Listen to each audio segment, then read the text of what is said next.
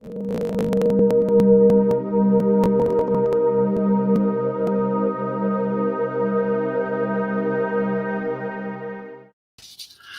hello there. This is Guy Stevens, the founder and executive director of the Alliance Against Seclusion and Restraint. And I am very, very excited today to be starting our first ever Facebook Live event. We're getting ready to start a series of interviews and training events over the next coming weeks, really with the goal of helping those of you in our audience and helping to support some better causes. As I mentioned, I was the founder and the executive director of the Alliance Against Seclusion and Restraint. Our organization is one that started a little over a year ago, and our goal is to help to reduce and eliminate the practices of restraint and seclusion. We're trying to provide helpful information to parents, teachers, advocates, and others that are also on this journey with us. We've got a really exciting series of training events and interviews coming up, and this is the first one we're doing ever. So keep in mind, this is live TV, live internet, so things may and can go wrong, but we're hoping that things go well. So with that, I want to introduce you to our guest today, who is Beth Tolley. And I'm going to tell you a little bit about, Beth Tolley. I'm already going live here. So Beth Tolley, and I'll tell you a little bit about Beth, and then let her introduce herself, and we'll get started here. So Beth actually has a BS degree in physical therapy and a master's in interdisciplinary studies.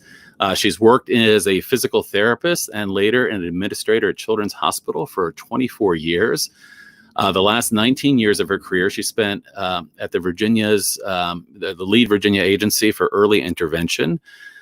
Beth's post-retirement work includes serving as a director of the educational strategy here at the Alliance Against Seclusion and Restraint. She's also working on advisory boards and committees and participating in a lot of advocacy work, providing parent training and facilitating support groups as well. In addition to all of her credentials, I'm very, very excited not only to call Beth a friend and a colleague here at the Alliance. You would not meet a more caring individual that's really trying to make a difference. And I'm really, really excited to have Beth here today to talk about some of the work that she's done. You may have recently seen we have a article on our website. And if you haven't been to our website before, it's endseclusion.org. And when you go to the website, and if you go under research, Beth, we mentioned has retired, but she's probably been working harder in retirement than the previous, years. She's been working on a lot of things, but she's been doing some fantastic research. And one of her recent pieces was an article called Education or Incarceration. And it's really an in-depth article about something called the school-to-prison pipeline, which is what we're here to talk to you about today. So I'm going to let Beth introduce herself a little bit more as well, and we will get started here with the session. So Beth, welcome, and thank you again for joining us today. It's really exciting to have you here. Okay, well, thank you. I'm really glad to be here. And I do have a sister-in-law named Pam, so, I'm not even quite sure. I'm not even quite sure where that came from. So we do have a Pam on our team. So that yes, that's right. Good. No that's problem. Right. And my work as an administrator was assistant administrator. So I'll just clear that up. I never don't go all the way up. We're all about promotions here. Yeah, really. I love the work that I'm doing. It's a chance in retirement to do what you really want to do. And so we'll talk more about how we got into this, how I got into this. And in fact, I think you have some questions for me about what got me started. So we'll just go with, I'm going to go right into with the interview. Great. Yeah, let's get started with the interview, and then we'll lead into that. Okay. So I mentioned the article as we were getting started here. So you've written this fantastic research piece on what's called the school-to-prison pipeline. And while you have a lot of depth in this area now, I'm sure there are people out there that are well familiar with the term, but others that may not be at all familiar with what is meant by the school-to-prison pipeline. So can you tell our audience here kind of what is the school-to-prison pipeline? The school-to-prison pipeline is a term that was coined to capture a number of things: the harsh discipline, practices that remove students from class, suspension, expulsion. Also, I'd say the restraint and seclusion that also take kids out of class time.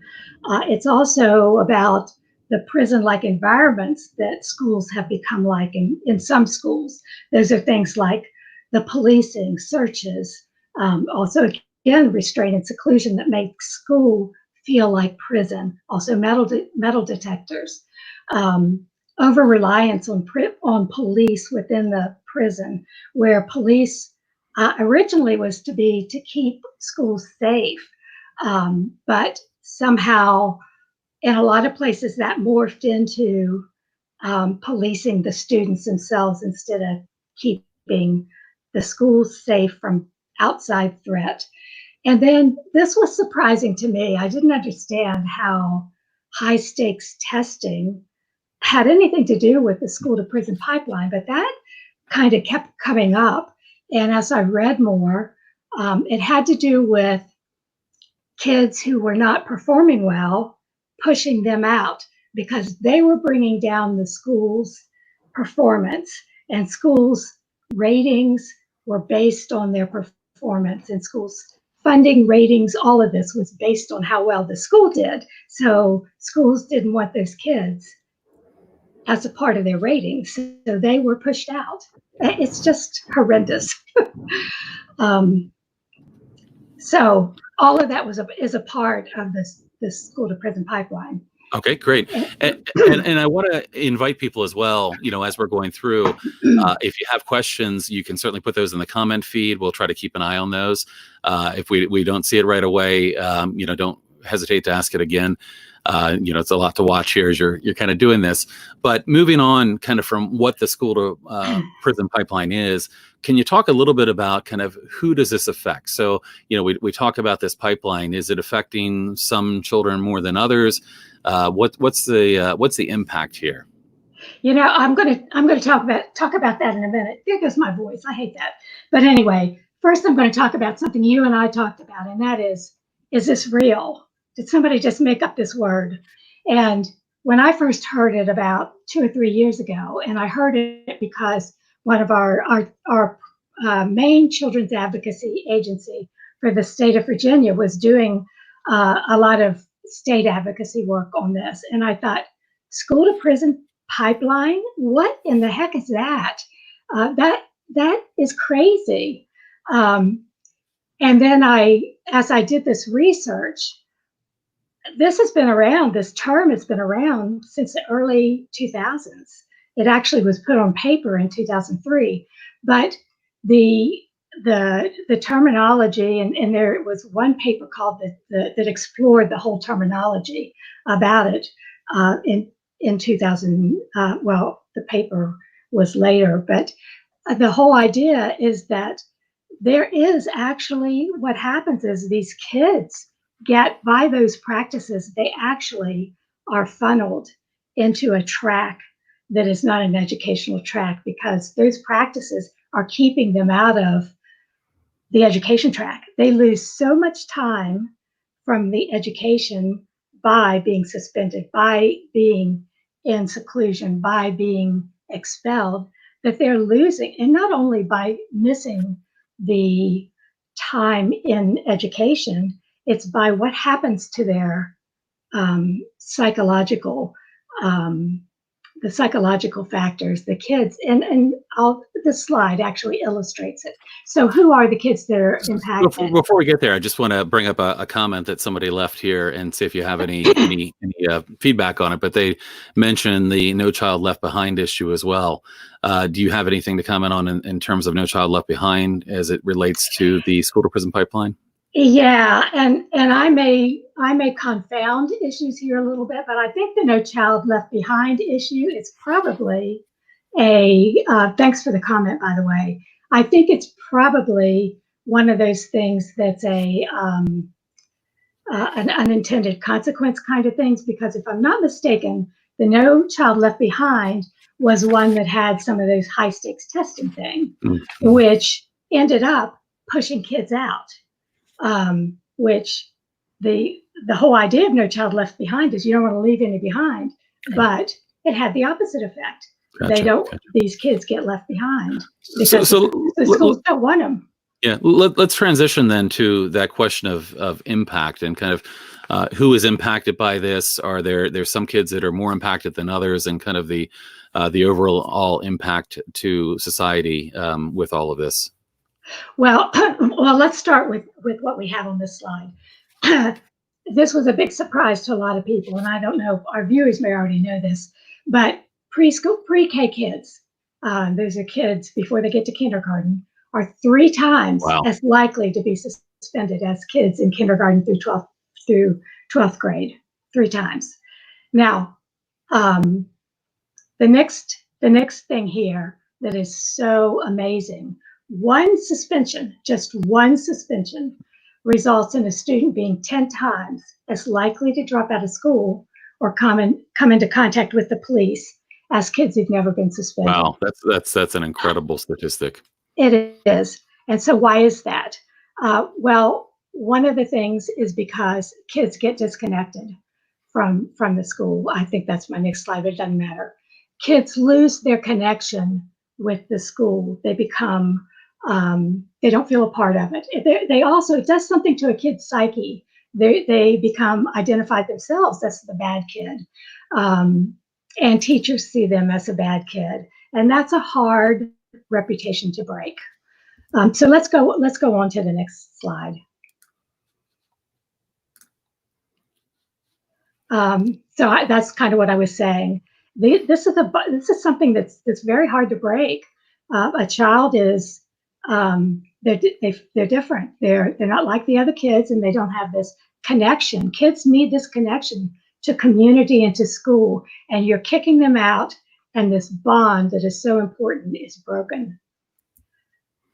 So who else is, besides these very, very young kids, who else is impacted?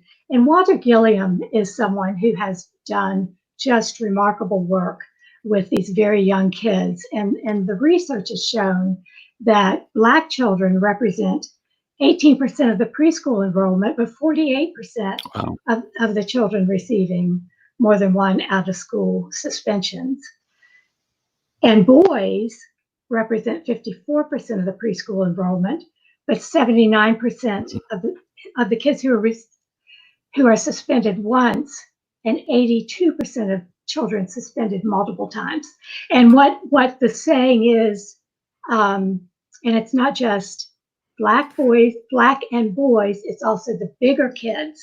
And what they found with the research is that teachers often respond on the basis of fear about the kids, what the kids might do. So they're afraid that the bigger kids are going to hurt the smaller kids. So go to the next slide. I think it's the one that talks about, yes, this is what studies have shown that is just so, it's heartbreaking. The studies have shown that it's not the child behaviors, it's the adult decisions, because the child's behaviors that are getting them expelled and suspended are most often typical child behaviors for the child's age. So these kids are getting expelled and suspended for things that kids their age do. But what's happening is you have teachers and support workers who haven't been adequately trained, who have preschool classes that are way too big for the number of, too many kids for the number of teachers. You don't have consultants like mental health consultants or support staff to assist the teachers. They also have, they've shown that teacher factors like teacher depression and teacher job stress are factoring into this. So the suspensions and the expulsions are program factors and teacher factors more than kid factors. But who pays the price? The kids for the rest of their life. And this is not to blame the teachers. It's our society has got to see what we have to put the money into this.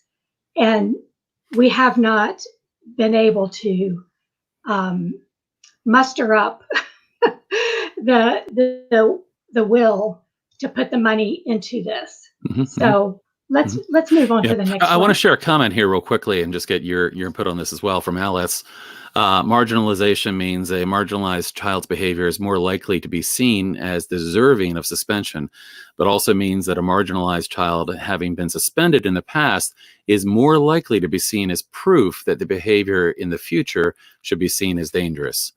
I cannot tell you how much I saw that in these people's in research, and in fact, in the research from 2018, not research, it wasn't research, but this is commentary from places like, I can't think of the name right now, but it was in the 2018 school safety report that was used as part of a decision for rescinding the 2014 guidance or Obama guidance, because that is exactly what was done. It is so wrong, but it is exactly the kind of philosophy that is done. Yeah, I want to bring up another comment here from Joseph that's asked, and one thing I want to point out to everybody is Beth has done a tremendous amount of research, and she'll be sharing with the audience a document that has all of the sources that she's been looking at in this research. But Joseph brings up a really good research-related question and asks, has there been any research into what these stats look like in Head Start programs? There probably has been, and I haven't sorted out to see the difference. And I do know that Walter Gilliam has been very involved in the Head Start programs. So that's something I'll look into. Okay, sounds good. See what I can find. Okay, yeah, and I would encourage again our audience to follow the Alliance Facebook page if you're not, because those are things that we can follow up with and post information after this interview as well. So be sure to follow us if you're not already doing so. There's so much that's unfair about this. I had to put down, while I was writing the paper, I had to put it down many, many times. Guy kept writing me and saying, "When's the paper? It's overdue. When are you going to get it done?" And it was just devastating to write this, because there's so much unfairness in this whole thing. So back to, who does this impact? So looking at the restraint, I started out in this process looking at restraints because that's what our organization does. And I was looking at kids with disabilities, and I was so furious, and I still am. I'm furious. And this is where my background comes from, because in my family, I have kids who've had disabilities and grandkids, and 12% of the school population has disabilities, and these statistics are from 2015 and 16. And the population of kids who are restrained is 71%, and kids who are secluded is 66%. So what does that tell us? That tells us that those kids are not getting their accommodations, and that the teachers and administrators don't understand brain science. It infuriates me. It just infuriates me. These kids are not being treated fairly. This isn't right. Right. You gotta move. You gotta. Yeah. And we have a comment from Ann on this as well, and just saying that mental health is sadly an area too often not having proper services and resources and understanding of it all. So, the often children that are disadvantaged, not having the services that they need to be successful, and then we're ending up in situations like this. Right. So move on. Okay. So also, and is this still restraints? Yes. So when we look at race, and you can see, I'm going to point to the slide, and you won't see me pointing, but if you look at the bottom, the dark blue is white, and whites are restrained. They're restrained at approximately the same proportion as the kids are represented in the population. a little more than they're represented in the population for seclusion. More are secluded than they are represented in the population. That was a little surprising to me. But when you look at Black kids, they are secluded and restrained at much higher percentages than the population. Again, what's that all about? Mm-hmm. Not right. So then let's look at the kids who are referred to law enforcement. And this is showing, the graph shows 2015-16 results. And white kids are referred to law enforcement much less than the population, and it's reversed for Black kids. Mm-hmm. The point I have here in the writing, I wanted to point out because this is very discouraging to me, is that it went up into that the proportion of kids referred to law enforcement for Black kids went up in 2015-16. And I hoped that we were going in the other direction. Mm-hmm. Yeah, you can really see it looking at those graphics, with the first bar there being kind of the population by race, and the second showing referrals to law enforcement. And you look at the dark blue there is the color representing white, and then you look at the for Black or African American. I mean, it's double, 15% to 31%. I mean, it really is a significant difference, and really showing kind of the disproportionality issue. So let's move on to the next one. So, and then let's go with disabilities. We have the same thing. Kids with disabilities represent 12%, and 28% are referred to law enforcement. So now here is just such a disturbing, this is one of the graphics from our page, and I want to highlight that 65% of children in juvenile prisons are disabled. And do you think they're getting any education in prison? Well, actually in Virginia they are. They weren't a few years ago. Well, I shouldn't say that. A report from a few years ago did not have favorable information at all. Mm-hmm.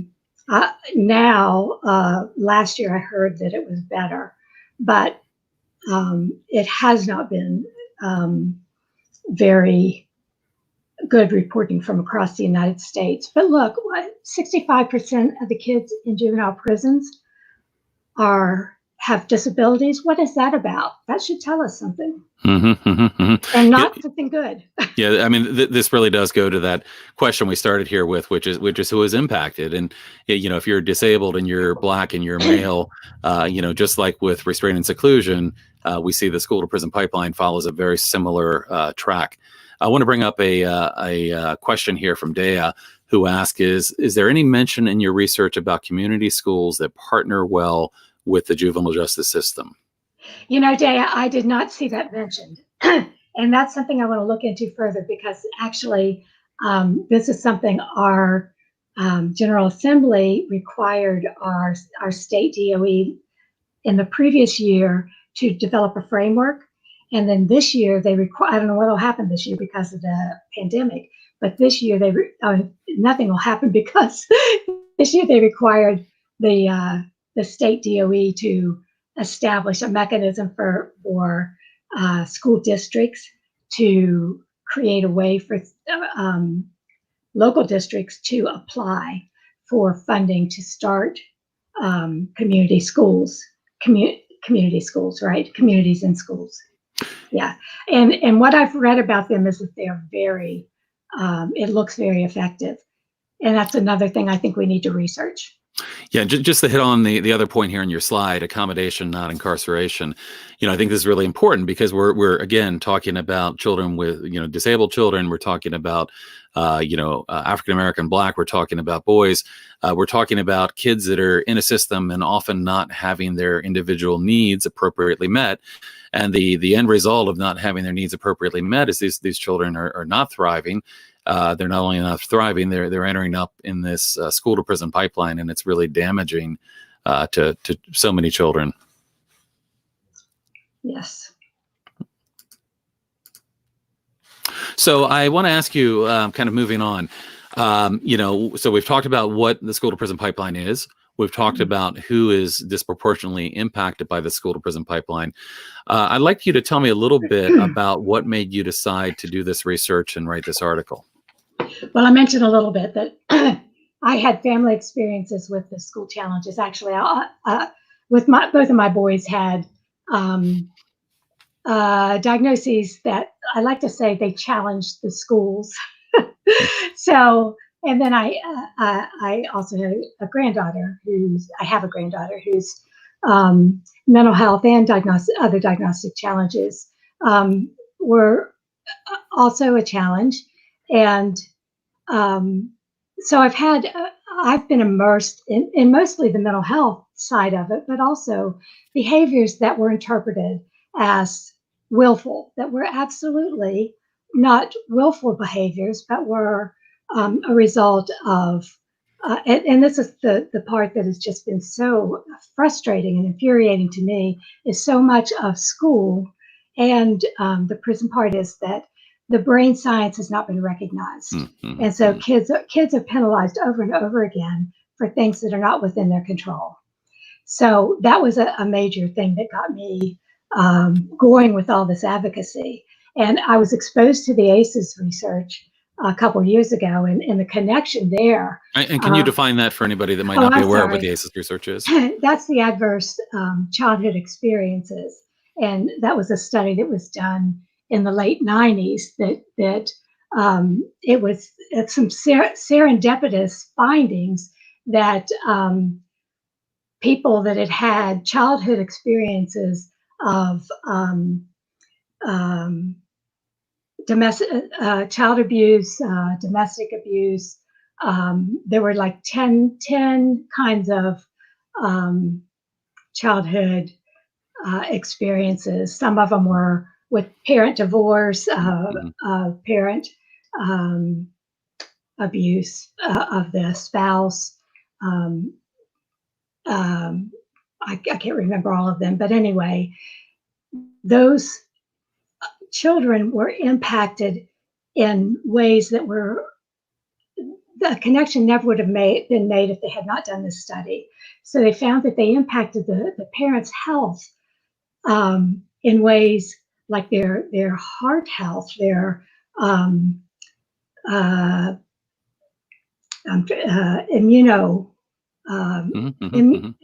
I can't think of the word I'm trying to say, but anyway, all forms of health were impacted. They impacted the length of lifetime differences depending on ACE, and not for the individual person, but in terms of by groups. So it was really very impactful. And when I looked at the ACEs research, and when I looked at kids with disabilities, already when you looked at those kids, so many things were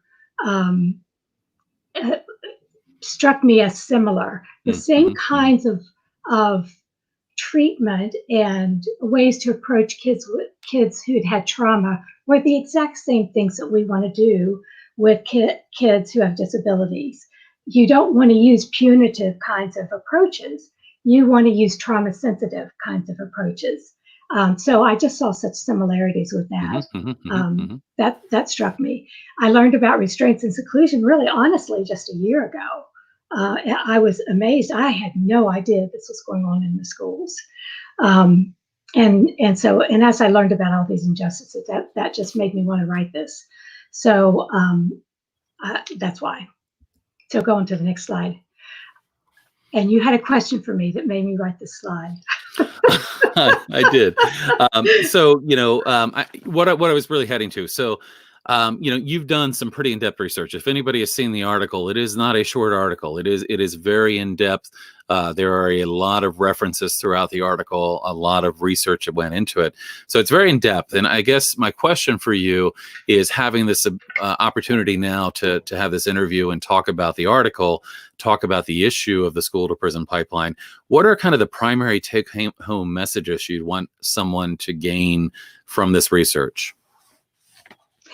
So what I saw was that that whenever, I think we all know that whenever you make any changes or you make any laws or policies, you have to know that there's a possibility of unintended consequences. And I think we all have to recognize that we need to be on the lookout for that, and we need to be able to change when we see those unintended consequences. And what I learned, and I think I should talk about this later. It doesn't matter. I'll just say it now. These things started happening back in, the groundwork was laid in the 70s, when the war on poverty, they decided that was lost. And then it seemed that it changed. Instead of a war on poverty, it became a war on people. War on people is what it feels like it became. Mm-hmm. And so it was, so that they, go ahead to the next slide. So there were, as they made all these, the laws that I talked about earlier, these, those things like that ended up with the suspensions and the zero tolerance and all those things, the consequences were these suspensions and these police in school and these expulsions. And what we ended up with, someone talked about mental health not being addressed. Well, what we ended up with were millions of students in schools without counselors, millions of students in schools with police but without counselors, with police with no nurses, with schools with police with no school psychologists, schools with police with no social workers, schools with police but no social workers, counselors, nurses, or psychologists or social workers. And schools with police reported 3.5 times as many arrests as schools without police.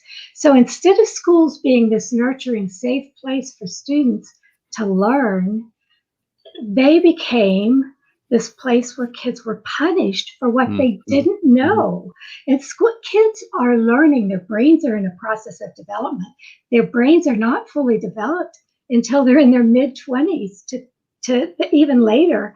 Yet schools became a place where kids were penalized for every mistake they made. Go ahead to the next one. Right. And if we combine that from what you were talking about with the ACEs research, so the trauma research, so here are children that have had adverse childhood experiences, who have been traumatized, who then, rather than getting the support from counselors and school psychologists and social workers, rather than getting support, they're getting additional punishment. So we're taking, which really gets to the heart of this problem. When we've got police in schools, but no school psychologists and no counselors, we're certainly, I mean, you're setting up that system that is moving kids from school to prison.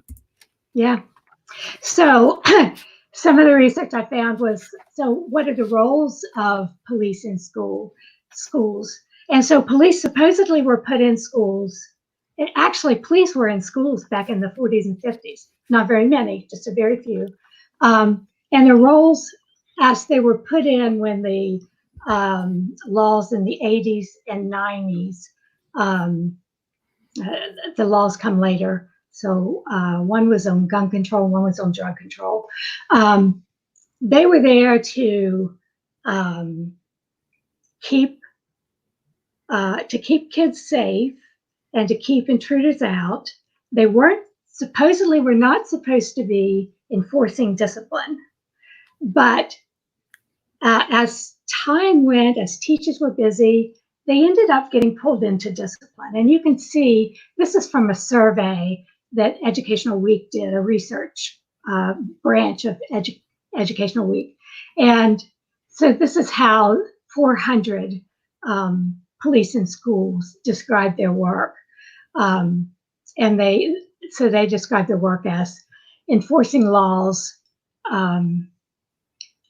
Let's see, teaching was a very small part, that 2%.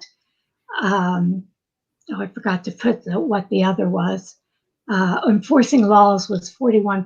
I don't understand what laws you have to enforce in schools. That was a little baffling to me. Mentoring.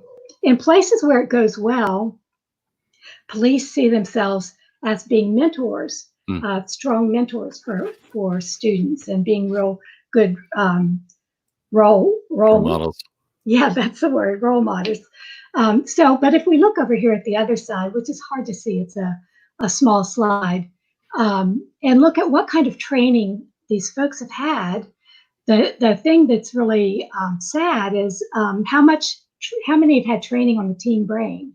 Mm. 37% on child trauma, 39%. On working with special education students, 54%. There's not consistent training Mhm, on mhm, what the mhm, police have had. mhm. So go on to the next slide. And here is what I probably everybody on here has seen the reports on the news and all the video clips on YouTube and Facebook of all the just horrifying scenes you see of police slamming kids against the wall and slamming kids, pulling them from their desks. These are incidents of assaults on students. Each one of these represents an incident, a Mm, mm, violent incident, mm, assault of a mm. police against a student. Gotcha. So then another take-home message that I'd like is that underfunding education destroys our capacity to meet the very basic legal requirements as well as the ethical and moral requirements. And this has been, I had no idea how underfunded the school system was. And as I read, before I did the deep research, and I read all these articles about how it's the different factions blaming the other faction. Parents are always blamed. Parents are responsible Mm, for their child's bad behavior. And I experienced that back in the 80s and 90s. okay. And then my son experienced it with his daughter. And I hear it all the time from parents who are posting, and I see it all the time in things that are posting. Well, if they just do a better job of raising their kids, and it's so unfair and unfounded and ineffective. It's just Absolutely. wasting time and breath to have that kind of response. It shows a great lack of understanding of behavior and brain science. But the point is, we are missing the boat to be blaming and casting stones at each other. This underfunding of education has destroyed the capacity of special education to meet its basic requirements. It's destroyed the ability of teachers, even in regular ed, to do what they need to do, let Mhm, mhm, alone to do inclusive education, which mhm, is mhm. better for everyone. Because in what we see is that kids, and I've looked at the research that, especially what Walter Gilliam does, is that kids begin to get their biases when they're older than 3 and 4 and 5. That's when the bias starts to come in, whether it's with kids that are different from disability or from race or whatever. That's what I think I'm seeing more of. It's when the kids are younger and they're together, there's not as much bias. But when we start separating the kids, that's when the bias starts developing. So it's harder to put the kids together who already have developed all these biases. Kids that when they're young are great together and they help each other and they support each other. But when you don't have the funding to adequately support all kids, um, people just take pot shots at each other. Mhm, mhm, mhm. So anyway, the funding is a big issue. So the equity, another take-home thing that I hope everybody gets, the equity and the discrimination are really complex, and they're hard to sort through which is which, and people make up one of the points that someone brought up earlier about, no, it really is true that this research is wrong. It really is that it's not that there's this bias. It really is Black kids are doing more deserving. They're doing more stuff that is Right. bad behavior. No, that is not true at all. The research is consistently showing that is not true. And it's not because one of the things that was these people making this assertion was laying it on. First, they tried to lay it on poverty. Nope. The research is showing it's not the fault of poverty. When you test for poverty, it's not when you do the research to say, it's not poverty. When you factor out all the stuff, there's bias. And one of the things I learned in doing this, it's implicit bias, which all of us have.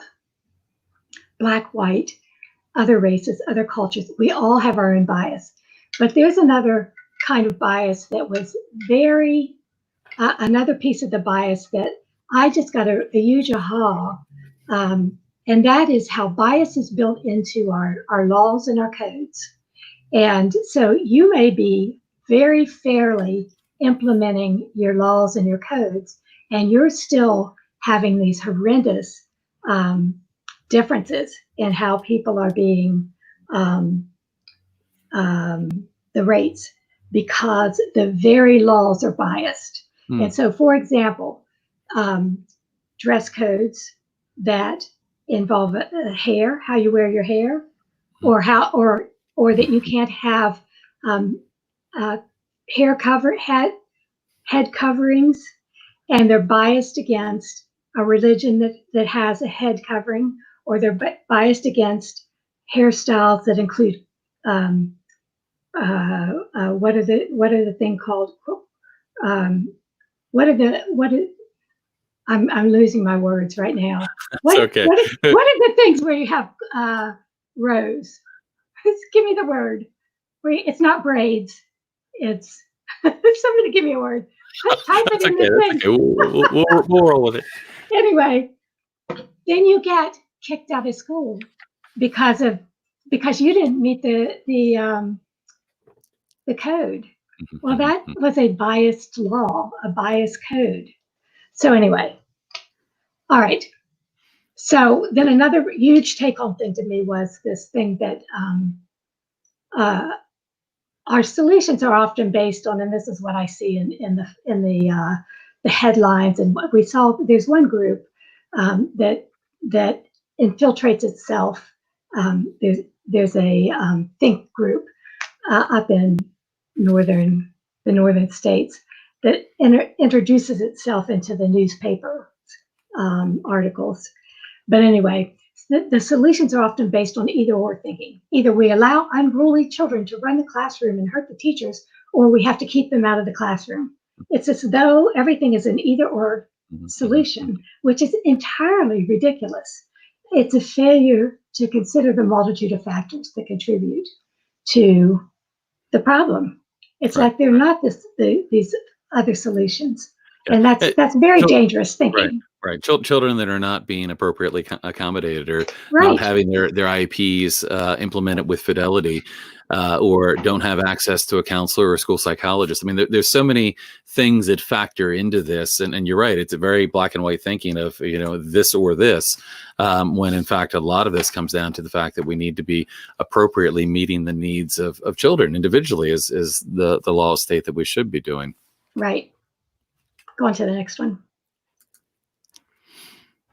So, and as I went through all this, I just kept thinking, this is not so hard. If all the legislators, all the educational leaders, all the politicians looked at these statistics, there's 20 years of this, and the dramatic changes that occurred that occurred when specific laws were implemented, it should be clear that kids who have been imprisoned and deprived of an education inappropriately, this was wrong.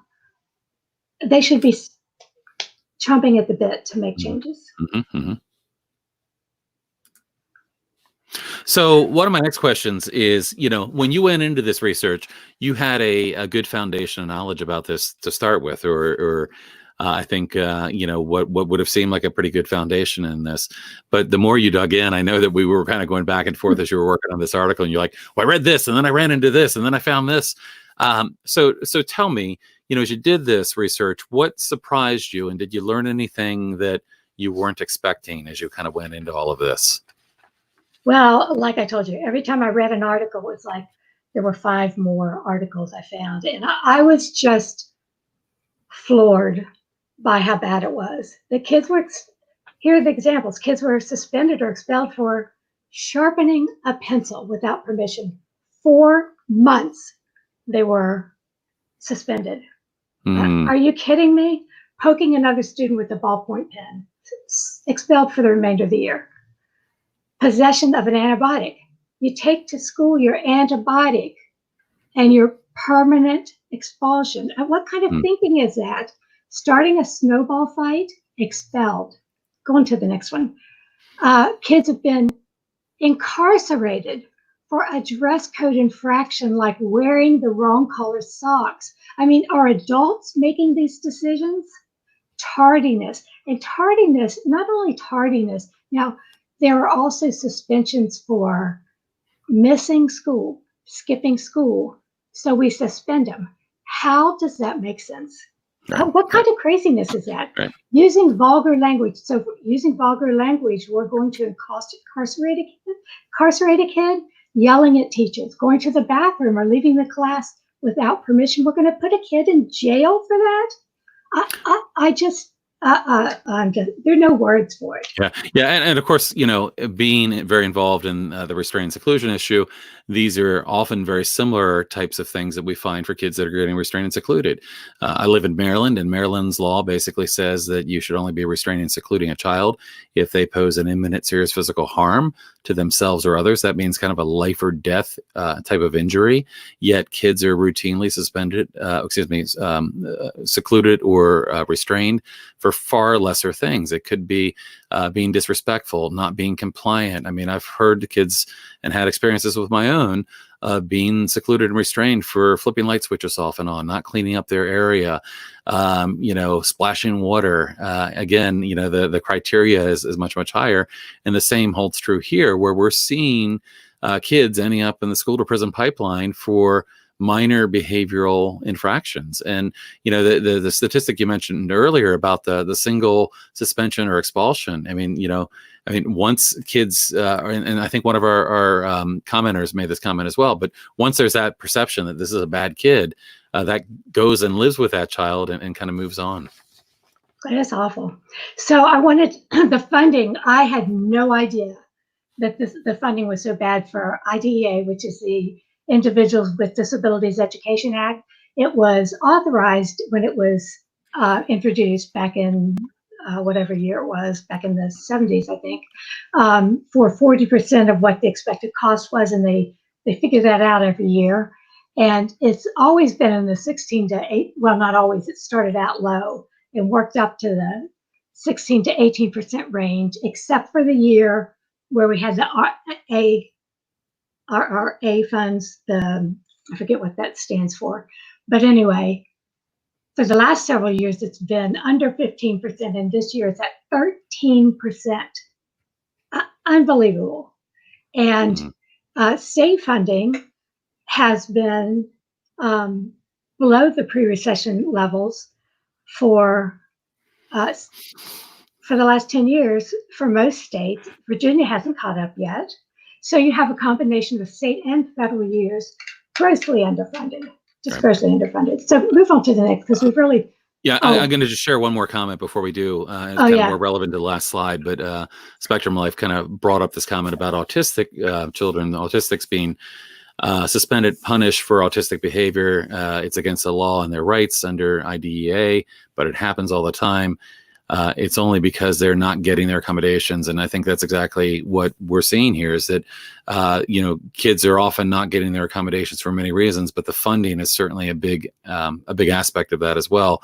Schools that aren't properly funded don't have the ability or the resources sometimes to meet the accommodations that they should be meeting for children.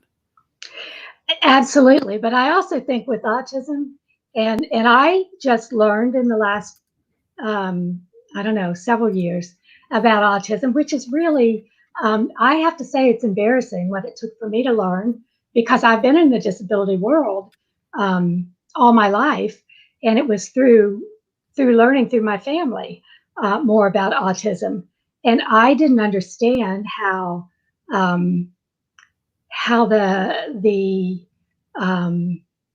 the anxiety impacted the ability to communicate, and how with anxiety,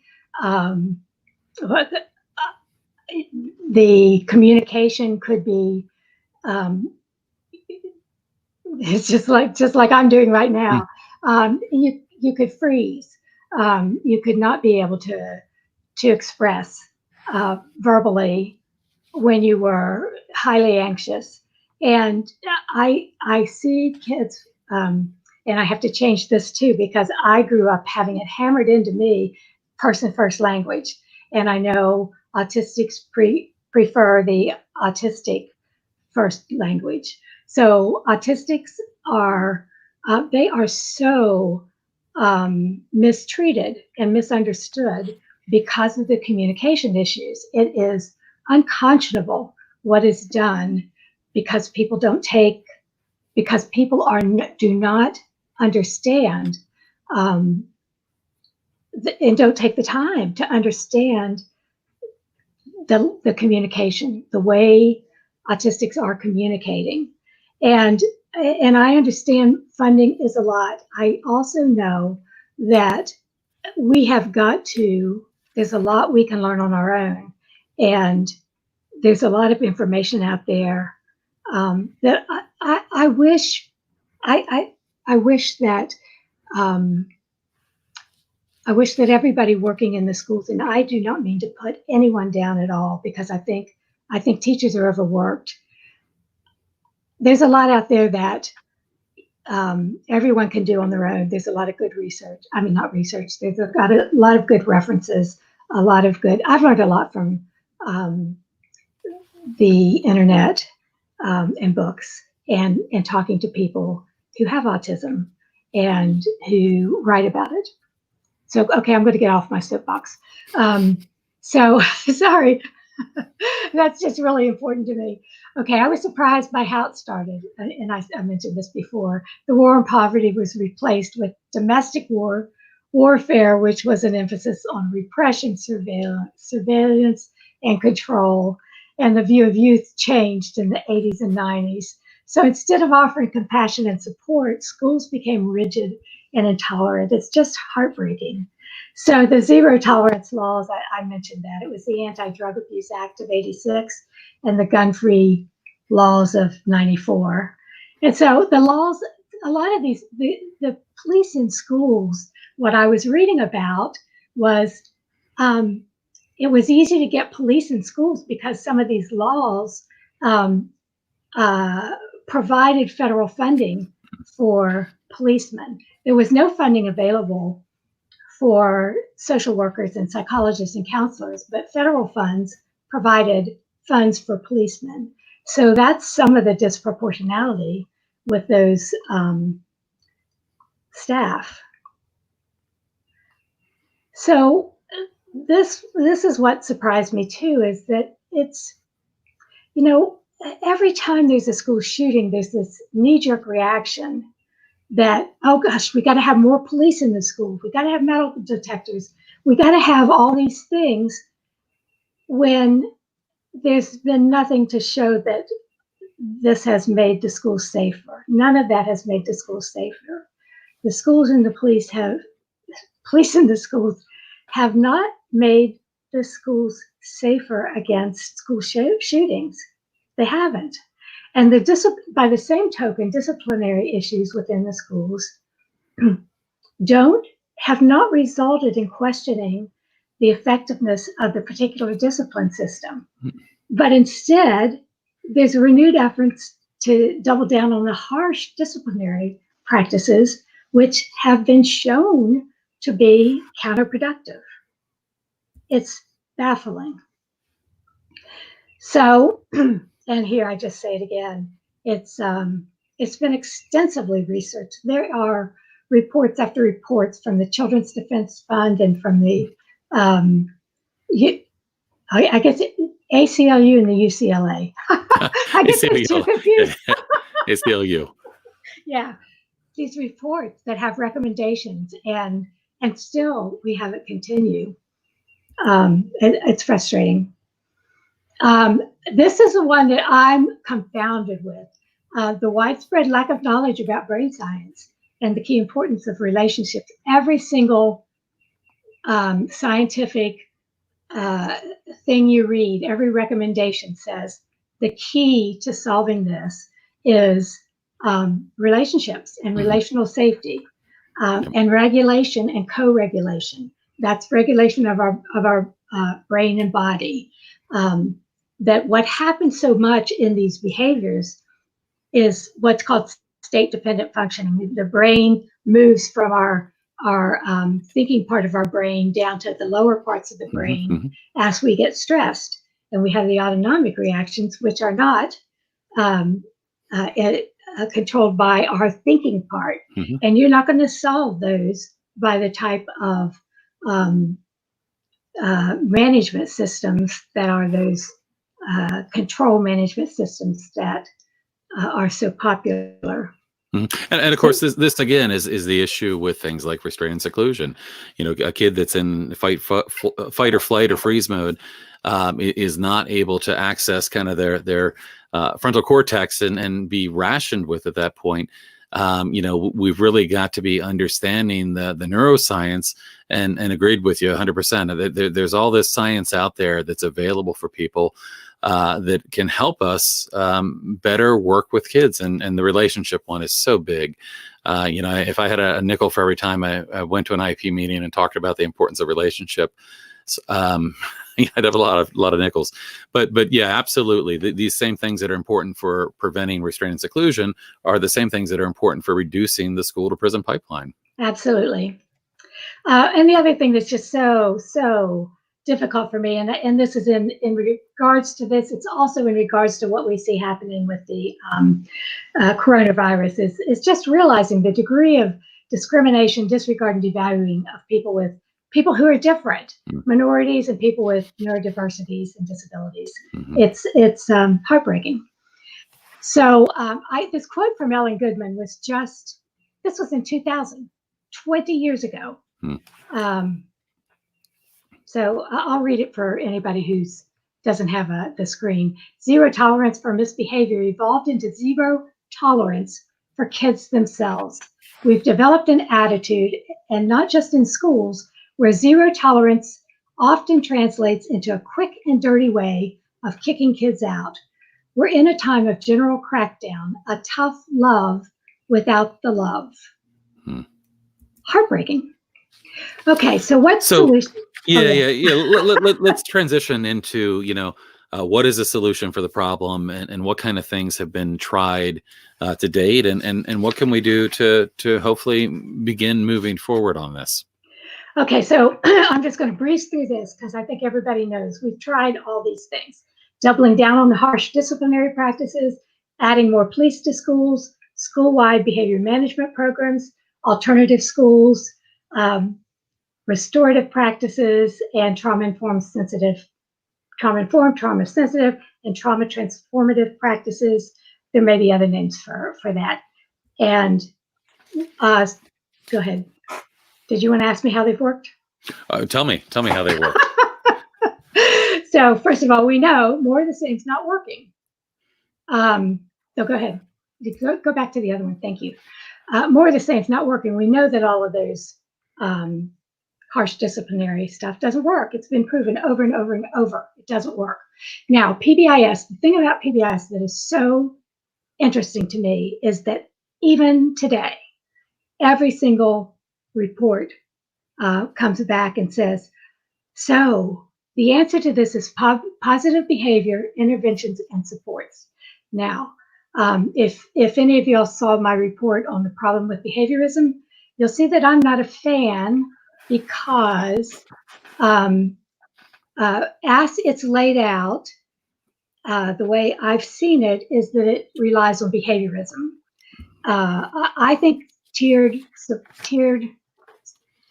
systems of support is a great idea, because not everybody needs all the 3 layers of support, but some people need different levels of support. But behaviorism is absolutely, it doesn't take into consideration the brain science. It leaves out what the kids think. It leaves out the autonomic system.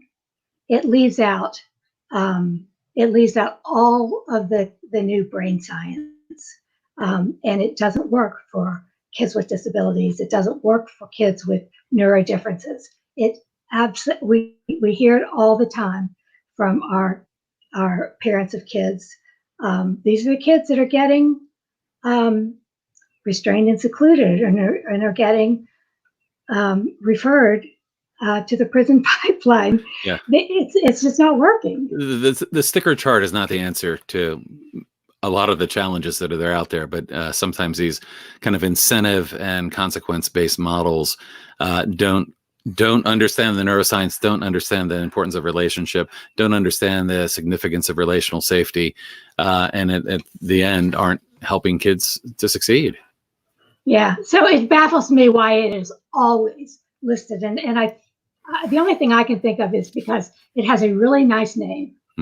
So anyway, and there's always reports about research is showing evidence-based results, but I don't know whether those results are long-term, whether they're with all kids, or that just a proportion of the kids. I think there's a lot to explore in that. Okay. So the restorative practices, I hear mixed reports, and I suspect there hasn't been enough to look at that, because the reports that I've heard have been really good about places that are doing it well. The trauma-informed practices, the places that I have heard about, have been really good, really promising.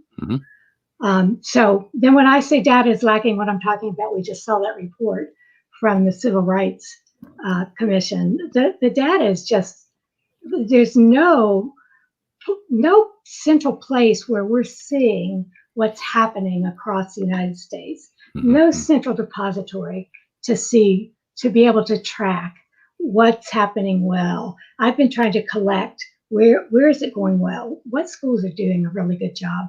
And there are some that are doing really well. And I know that I've been looking at what's going on with the neurosequential model, and that seems to be going really well. So it really, to me, seems that the ones that are the trauma-informed, trauma-sensitive, trauma-transformative are doing well. So why is it so hard? It takes a long time to go from research to practice.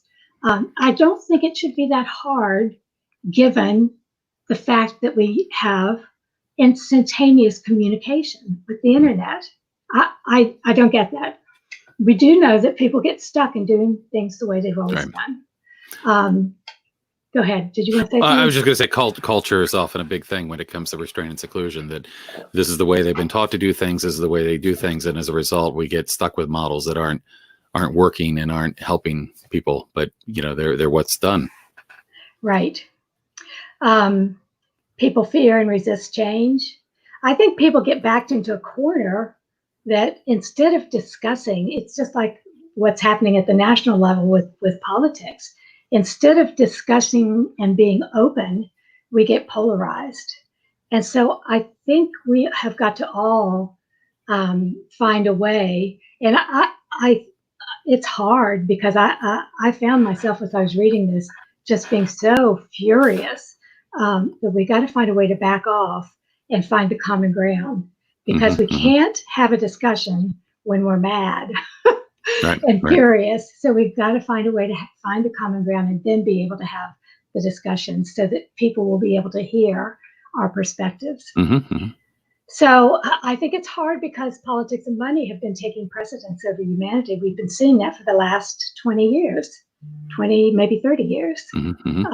We're in a society where it's been productivity. And that's just been what's been happening. And the sad thing is children and parents are lost in the shuffle.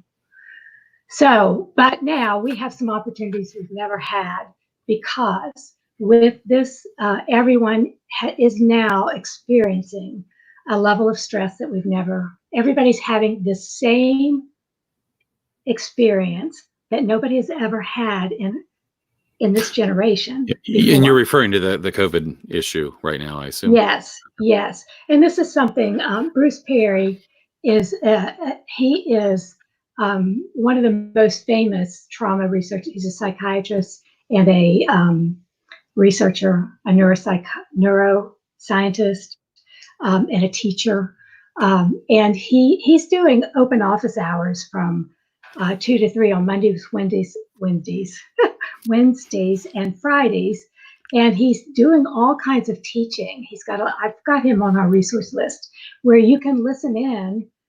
You can on his Zoom sessions, and you can also read all his resources where he's providing information about how to make it through this. But he's giving. We're all experiencing the same kind of stress, and he's teaching strategies to deal with this on an individual, personal basis, but also organizationally. So, but the other thing that's happening is we've seen schools operate in a way we've never seen it. Rules have been broken that have never been, I shouldn't say broken, they've been changed. Red tape has been slashed. Now we have a time, maybe we can get to some of these leaders to say, here's some resources. Maybe you have some time now, you could read this, catch up on some brain science. So, and the last point is about Bruce Perry, that maybe we can get this information to some of these leaders. Mm-hmm, go ahead to the next slide.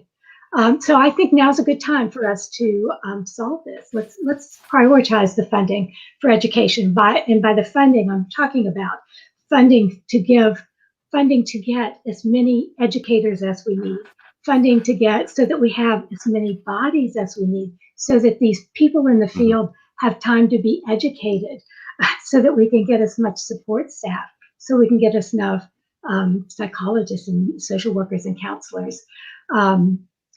We need to have the nation, states, and communities putting the welfare of students ahead of politics.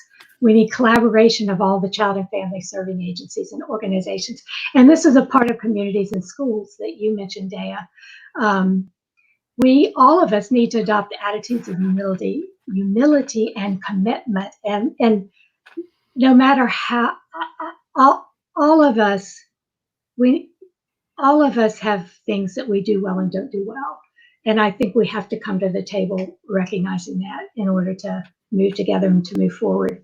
And we need to commit to learning, come forward with a learning attitude. And here are some of the things you can see. We've got to commit to recognizing our own biases and learning how to break through those biases and learn about the brain science and the impact of politics. So, but before we get to this about individuals, I just had a quick question for you. So, you and I have talked about this quite a bit, and every time I listen to you speak about it, more things enter into my head, and I learn so much more. But one of the things that I was thinking about is, if I'm not mistaken, the United States has one of the highest rates of incarceration in the world. How does that play into it? How does the prison system in the U.S. and our rates of incarceration? Do you think that? I mean, obviously, one feeds into the other, but is there research that really gets into that as well? Yeah, it back in the 80s and the 90s, when those laws were passed, a couple things happened with the drug enforcement and the 3 strikes you're out and no probation. Our prison systems exploded, and there's also a lot of discussion about whether there was profit motives went in there, and whether that contributed to that. And there's some debate about how much that contributed. Yeah, and I've seen some of the comments that brought up things like prison labor, and I was kind of curious, if you got into any of that in your research. Prison labor meaning profiting right, profiting, right. Yeah. So some of what I looked at, there was one article, and I think it is one of the references, that actually the for-profit prisons is actually a small percentage of what the prisons are, though there's a lot of profit in some of the ancillary things like the food services and that kind of stuff. Industry, right? Yeah, but a lot of the issue it has been, I think, was with the lack of a lot of the drug stuff, people getting imprisoned for drugs. Gotcha. And Gotcha. also the 3 strikes you're out, Mm-hmm. and no parole. Mm-hmm. So some of those laws, and I saw it in actually this year's General Assembly in Virginia was very gratifying because there were a lot of progress was made at the juvenile level, and also some progress was being made at the general prison level. Gotcha. Not as much as we'd like, but they're starting to turn some things around. Okay. I will say, I do want to make the comment that at the school level, 3 laws were passed regarding school resource officers to require specific training, to require memorandums of agreement every 2 years that the public had to have notice of, and to require data. And of course, that was in Virginia, correct? Yeah. Okay. So those things may not be equal across the but states. I would recommend every state work with the legislator and look at legislation and look at that. The other thing is that they had 2 laws related to what has to be reported to the police. So they removed the requirement that about a couple things that had to be reported to police, and they also removed there's something called one thing that they said it will not be a criminal offense anymore. I can't remember what it's called, but they decriminalized a couple of things that used to be a criminal offense at school. Okay. Yeah. All right. Well, this is a good segue into kind of wrapping up here. We're talking about what individuals might be able to do to affect change, and then we'll try to end with a couple of questions if there are a few. So with that, what can people in our audience do, or people that might listen to this later? What kind of things might they want to do? Well, I'm putting this thing first because I think you always have to be sure your child knows you love him or her no matter what. Because Absolutely. when you get so mad at what's going on, it's really easy for your child to think you're mad at them. So I think you have to make a conscious, deliberate, constant effort to be sure. And I say some of these things because I'm not sure I did a very good job of that. So that's the first thing. You have to educate yourself about the impact of stress and state-dependent functioning. And again, to do that, go to that website, Bruce Perry's website, and learn about how to regulate yourself throughout the day so you can remain calm for your child, because your child reads your body language more than they hear your words. Know your rights. Become knowledgeable about your school and your districts or states and or code of conduct. And the data regarding suspensions, expulsions, restraints, and seclusion, so you'll know what you're working with your school and your state. And to develop a collaborative relationship with your school's teachers and your support staff, principal, oh good, I spelled it right, all the school personnel, because that's the only way you're going to really get something. Do you think I'm going to remember the last one that was on that one? Sorry, I had a quick finger there. You want to develop relationships with other parents too, because what we hear over and over again is people feeling like they're alone. And you're not alone. There are so many people out there who feel like they're alone. Yeah. That's a big reason why we started the Alliance Against Seclusion and Restraint, is that one of the big goals is for people that are going through this is to know that they're not alone and that they can influence change. And I mean, I think it's the same thing here, is that, we're not alone in this and we can influence change. Mm-hmm. Educate yourself, and then educate school staff about brain science and the impact of trauma, stress, and anxiety on kids' ability to learn and on their behavior. And there are a lot of ways you can do that. And become involved with the parent-teacher groups and resist the urge to blame. Find that common ground. Mm-hmm. Yeah, and on the educate yourself front, we're going to be having a series of talks in the coming weeks from various amazing people like Mona Delahook and Dr. Ross Green and others, which is a good opportunity for people to educate themselves on some of these concepts. So we're really excited to hopefully help in that cause. So other things you can do is work with your local and state school boards by making public comments, by serving on the boards and advisory boards, and by participating in work groups. Work with the media to bring public awareness to inappropriate practices. And you're not going to do all these things, but they're ones that'll feel right to you, and get to know your legislators and work with them to introduce bills to change policies and practices.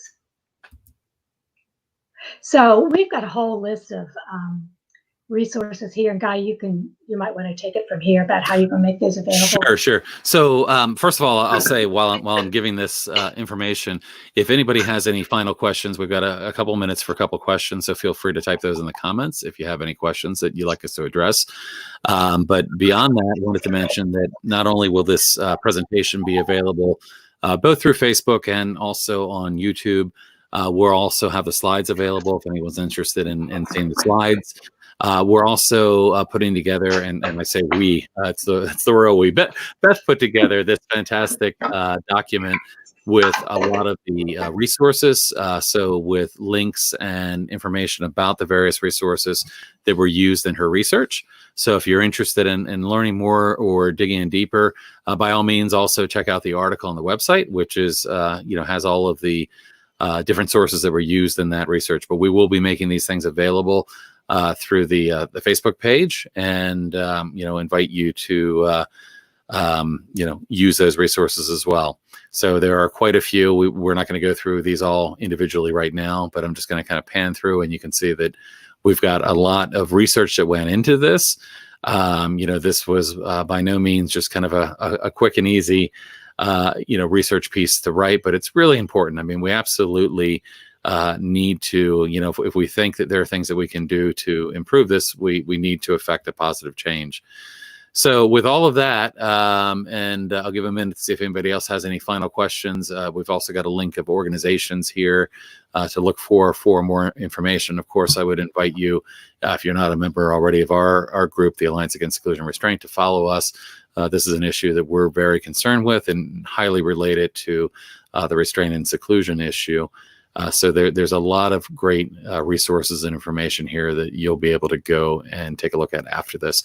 So Beth, do you have any final real, just kind of high level take home messages? I know we talked about kind of specifics, but what's your big take home for people that are watching this today? You should have told me I was going to have to come up with a take home thing. Well, first of all, I want to say, if you have resources, whenever I put together resources like this, I think I usually come up with what I've been looking at the most recently, and there are probably some really, really good ones that I have left out. So if you have some, please send them because I'd like to update it if there are any to do there. So what I would say with a high level, what to take home is that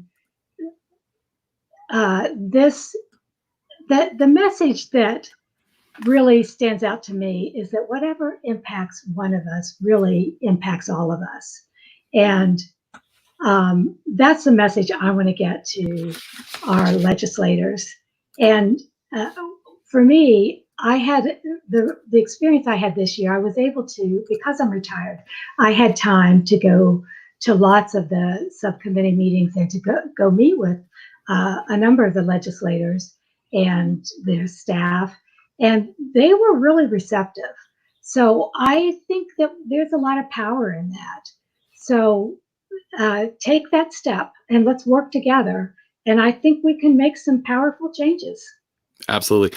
Beth, thank you so much. This has been absolutely fantastic. I know you've been working on that article for months, and I think this is a great way to bring it to people as well, to kind of hear some of the main messages, and really appreciate your dedication, not just to this issue, but all you've been doing with the Alliance Against Seclusion and Restraint.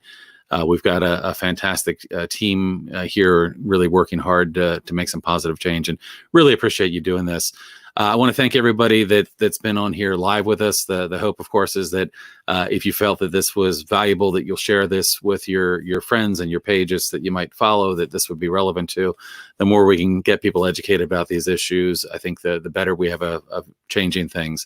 I will remind you just here real quickly is that we do have a number of other things that will be coming up here in the near future, including a great presentation next week from Dr. Mona Delahook, which is about understanding behavior, kind of beyond behavior in challenging times. And if you're not familiar with Mona's work, it's absolutely amazing. Talks a lot about kind of different approaches and kind of non-volitional behavior and top down and bottom up. And she's got a fantastic a book called Beyond Behavior as well. So I would encourage you to join us for that next week. So we've got some great things coming on, and I just wanted to again thank everybody for joining on today. This is our first time doing this, and I think things went pretty well. I mean, I think overall things went well, and hopefully this has been useful to everybody. So again, thank you, and please share this, and we look forward to providing more programs like this in the future. So thanks again, and thank you, Beth. Thank you, Guy.